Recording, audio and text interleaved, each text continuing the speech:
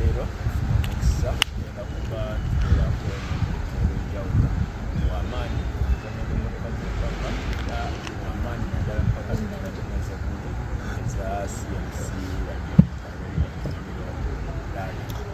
mukulu ono simulala Olinga Enock kusooka omukozi wange obabudde naki Enock yange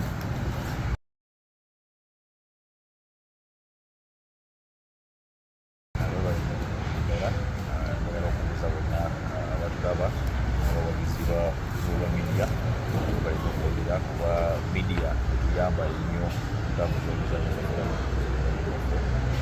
Enock lero Olinga simple person no complication so omuntu ayagala nnyo motorsports atagadiba nnyo mumala akabanga akawanvu so very very big level of motorsports. Enock Olinga mpaka eza Gulu Ruparella abadde clerk of the course bye yakulemberamu oba yatuliramu ebyobuyinza n'ebyobundo ng'abavuze. So far how has been the event? Well, positive feedback engamba nti event yatambudde bakompetita bonna be nayogedde nabo babadde basanyufu ddala. So for me okujja wange kiba kindaga nti rally yatambudde ddala ate nga rally okubeera very successful ye rally etaba rally era safe rally bakompetita gyebaba banyumiddwa rally abaofficial bonna gyebaba banyumiddwa rally abawagizi bonna abazimbi abanyumiddwa era nga mwezi wakati buli zonna njagala okugamba nti nafunye positive feedback mwezi wakati so I guess rally abadde successful. Gulu rally yo yafaayo tandise okusalawo last year yasalawo twajja wano nga staffa akulembera championship ojja ku championship ne wano waliwo aboogera nti erabika posi yamudde mu championship ng'omutegesi okiwulira otya nga event yo bagyogerako ng'ezimu ku insiders zali? Well, I mean, kiba kintu kinene nnyo for sure era kyeva olaba nti mu ntegeka yaffe eya this year babadde very very particular era kugenda okubeera the very very specific tutegekamu olali kuba twabadde tukimanya nti babadde nti ebigwamu ate esalawo eno sijatuki kyalawo okubi championship zonna kuba zonna zibadde very very close leading up to this round of the national championship. So entegeka yonna yali very very focused okumanya what was behind coming into this round in terms of the championship, NRC, driving CRC. So of course okubeera ne sagala ziyita bragging rights naye nga okubeera the round that is actually quite a very big side of the championship, it's quite important. Ate kati ngaffe nga club era ngaze nga club of the coast tukitwala very very serious era okulaba nti twateekamu effort because twamanya championship era tesobola okubeera decide era mu design yange ey'engundo as much yali nnyo memory of our fallen brother, my fallen brother, naye nga at the back of my mind era saalizinga track okumanya nti yalikona timetwano championship era wetwakula engundo namanya nti engundo z'empoze eza kubeera quite very very interesting, very technical ate abali ku championship kyekiri kintu kyebaagala engundo ziri quick, engundo ziri bit technical ate engundo zitagenda yawangudde rale ava mu club yatemese esitangani mukikankani nga tuli ku rale event eno enene mwajja n'ebinnya ebyalagi infact atulaba akimanyi twalibwako munaffe rather myezi etaano emabega event eno wandikoze asooka otutwaleko kati lwaki era mutandika ddi mulowooza nti event eno erina kubeera Rajiv Ruparella memorial rally era kitegeeza ki ku event ezijja maaso ez'eggulu naddala oba ku event CMC zegenda okukitegeeza?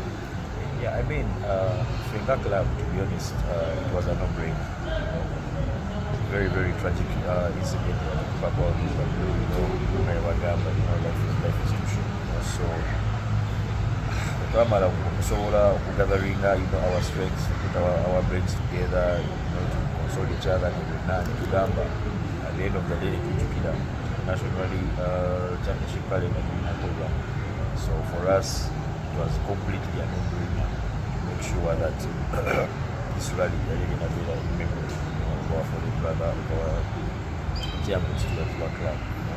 Ate abali bamumanyi, he was not only a businessman, he was not only a philanthropist, naye nga yali nnyo very, very big part of his life was motorsports.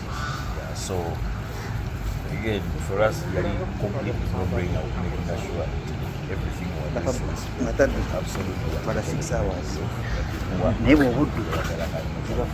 yagalanga nnyo brother era yali nnyo wakuteeka abantu together, bring people together, invite people. So era n'amanya ga stages, actually most of the stages amanya ago gavamu ndowooza ye, wabeerawo nga he's happy nga muli together, n'agamba I always love bringing people together. So as a brotherhood, how do we name this? The genesis of no place, the genesis of Wobbly, reverse of Coca-Cola, Africa going on the bikes, So honestly, yali absolutely no-brainer for us as a club, and I mean, moving on forward, definitely, it has to build a legacy in its own, just like the man himself built a legacy in the short time that he was able to leave us. Amala Mumbanga did motorsports for the 4 years I was lucky enough to sit beside him. So definitely moving forward, in the just edition 1, and I'm definitely sure as a club ila tugenda back to from now on, we still have to organize National Rally Championship events in the calendar. Definitely, I think the title name of our events moving forward from now onwards, definitely that will be Uganda ate tusobola memory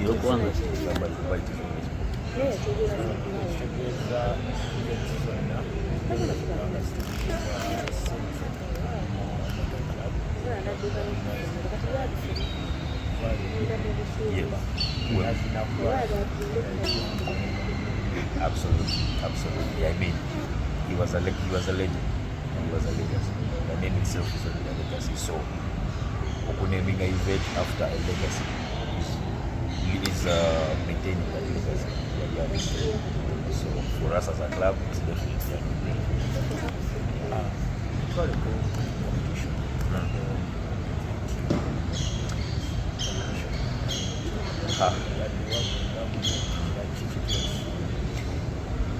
well, competition yabadde nkambwe nnyo nkiwaabo abadde bagoberera lwali mwasobola okukiraba nti by the time twageza okuyingira okumaliriza Friday yabadde leg 1 yaffe ya competition. Yes, kyabadde kyokya. The first 4 cars zabadde separated by less than 30 seconds. Ekindabira ddala nti surely event na design event twategekanga club definitely very, very attractive, very competitive. Also okulaba nti Gulu ekyali eriko bit fresh naye nga okufuna entries 28 n'okubeera ne 26 actually that was absolutely massive nawali era neeyongera okwebaza nnyo ba competitors abagize rally nebayongera ku competition nekukino event. It was really so unfortunate nti okugenda okuyingira day to yesterday, unfortunately stage associate nasajja so definitely competition negendera mu kokatono neyengera sewuzi yabadde akyaliwo ng'osano ngagezaako twayabisewasobola okukabalinga for business everyone. Yeah, it was really, really quite tough. Ate not only senior league one ina kyabadde kijja maaso beganda oba kalunga agezaako okuteekawo competition nawo ne unfortunately was yafunyemuko okuzibu motoka Samuel Watendo ne Edward Chibira nga bagezako okukamerera fomera misabu of the day before. Then definitely never trigger the C.O.C, of course, never competition kabadde waawo, unfortunately tunafunamu obuzibu that too. So nenga generally as a clerk of the course, I am very appreciative. The rally started very competitively. That clerk of the course if you organize the rally right from the get, started very competitive.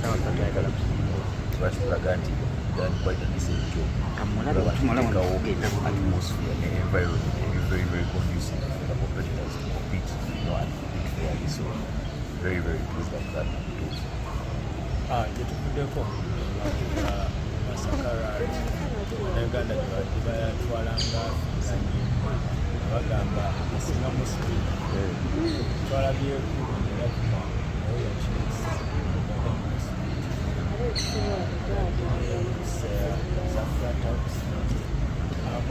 wasinzira kuki okutandika okukola nogaliro kampole kampole ziri fast flat out wasinzira well ndoza nakihintinzeeko a little bit earlier mu interview yaffe twatandise. The main basis of design yalina quite a lot of influence mu roots of yayagala abayinza okuba tebamanyi abatulaba. I had a very big honor okutuula ne Ruparella around for about 4 years of competition. So mu myaka egyo twakola quite a number of rallies, twakola quite a number of races, try experiencing a very different terrain, very different rally formats na biki era mu mboozi zaffe ze twabanga nazo either nga tuli mu reki wanga tuli mu transport wanga tuli just traversing from let's say Kampala okugenda level of going to rally twayogeranga nnyo namuguzanga nnyo okugezako community. What do you think about that rally we did maybe like 2 months ago wetumala reki mubuza what do you think about these roads nga ngezako okupikinga his brain what would actually be his ideal rally. So definitely from memory when we tried to designing these stages as a club, I think it was either first or second meeting in Magamba. I have a very good memory of discussions what you would have loved to drive. So Nengezako in that light of designing something that had a component of what we had discussed in our rallying days together. So there quite very big places of all the stages that was Nti, Omugezi, so I do believe this would have been a rally for him. This would absolutely been a rally for him watching until there were fast sections. They were open. Some sections were pretty wide. Then others were very technical corners, twisting, fast, slow, loose gravel, ditches, narrow. The whole compilation and even more, this was really what we love. Watching because we have won a challenge. We always love a challenge. I think we got a speed, no got a technical, no got a surface changes, no got a little bit, no got a smooth, no got a rough. That was the challenge that we loved so much. So really very big part of the basis of the design of the stages. The Nakola, the club, when I presented it to the club, they absolutely loved it. Because in terms of rallying, honestly, the wali woman told me, having sat next to the man for 4 years and had so many conversations. Yeah, I mean, just amazing, to be able to work right at the back of my mind and be under that. Yeah, this is something we love. Absolutely. Ngatumaliza Enock. Show map about Yes.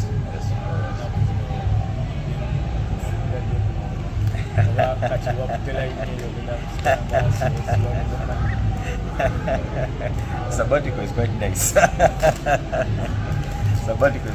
Yeah, and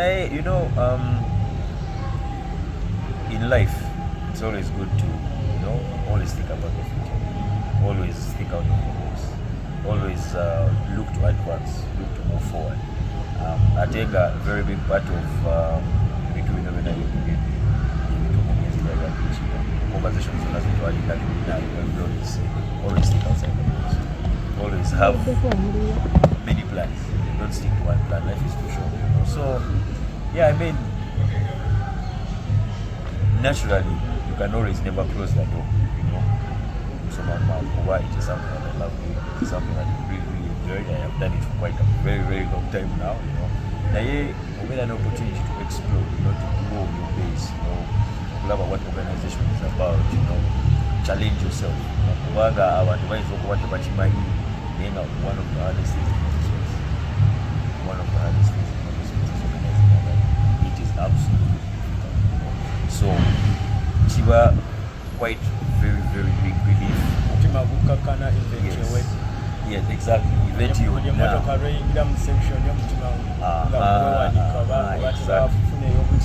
Yeah. Exactly. So it's definitely a very, very good experience. And there's another light of motorsports, that is normally not really talked about. That is normally not very, very much appreciated. Having gone through what it is process by process. Naturally, I'm a project planner. So once you begin a project, to take it from the infancy, to take it to the middle of the project, and then get to the completion of the project, it's very, very satisfying. Yeah, it's all government experience. Yeah, being the clerk of the course, for an entire NRC championship round, but there are quite a lot of eye openers. It has been very, very fulfilling to the end. But definitely, you always get away Nagambi. You always never shut the door. It's just about what kind of opportunities present themselves moving forward. So yeah, always keep a door open. Okangambe ulika kadini sana kakuyemu kwa watu manya. Nga tumaliriza Enock. Yeah. Baka osembayo kuwa abantu ndala Yeah. Bali mikwano gy'omugenzi abawagira C.O.C bamemba ba C.O.C Yeah, well, again, njagala okubeebaza okubewaliza ddala abavuze obudde bwabwe okujja Gulu okusupportinga the first edition of the Ruparella Memorial Rally 2025.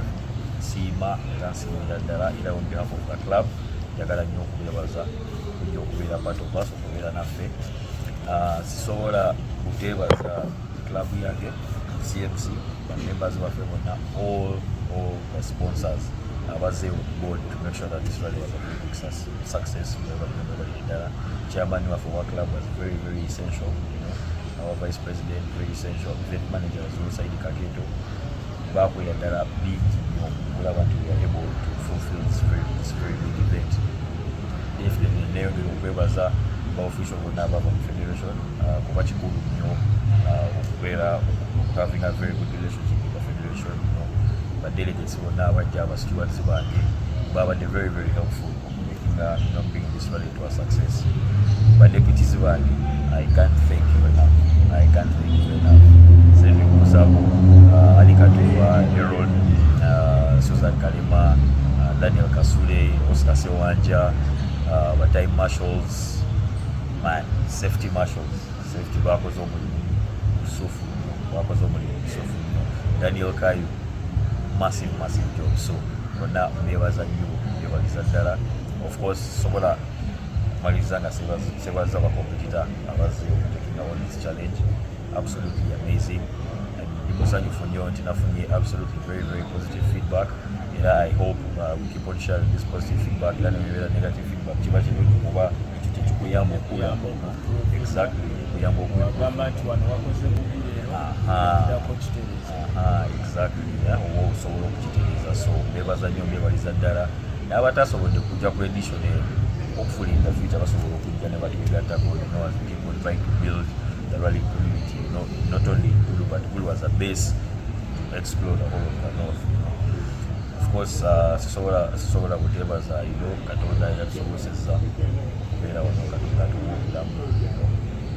nebaza nnyo mwebaliza ddala family yange very very very thankful era neeyongera okukuula bafani baffe aba motorsports safety as much as we've come from motorsports to have fun tuze okunyumirwa naye nga twetaaga okunyumirwa very very responsible so buli omu yeetaaga okumakinga sure we always keep safe with these events make sure that we are very very successful kuba event okubeera a safe event is a very very successful event ensembi yayo abantu mwebali ddala abamidiya era nga bwe natandise era nga kweyongera okubebaza kuba midiya eyamba okupushinga tetugezaako oku advertising to the rest of the world the importance and the fun of motorsports, you know, the joy that is within motorsports and the base at which we can grow, not only grow the sport but also grow the economics, you know, of the sport and the community partners. So kikulu nnyo kikulu ddala era mwebali nnyo mukola okutuwa obudde bwammwe okumakinga sure nti motorsports is watched out there. Nebaza nnyo nebaliza ddala buli mwe abadde kwata okusivet era I really really hope all our sponsors moving forward in the future era mujja kuba mwagala nnyo okutwegatako to make sure that further editions of Rajiv Ruparella Memorial Rally zibeera as successful as we had this weekend. Kwekityo yabadde Olinga bali nagambye abadde C.O.C balina genda kuba tumwerekereza naye omujja mu maaso era tewekanga tujja kudamu tuyite abeko byatumulira ebirala omuzannyo gw'emmotoka z'empaka Enock tusaba tubanga togana nga for sure kasita afuna ka headlight oluganda nendukwa nobitinga bulungi kiba kikola naye nga wekyo tubadde tubaagaliza ebiseera ebirungi esigala kukola ki likinga sharinga nakomentinga badde mukola sikanyango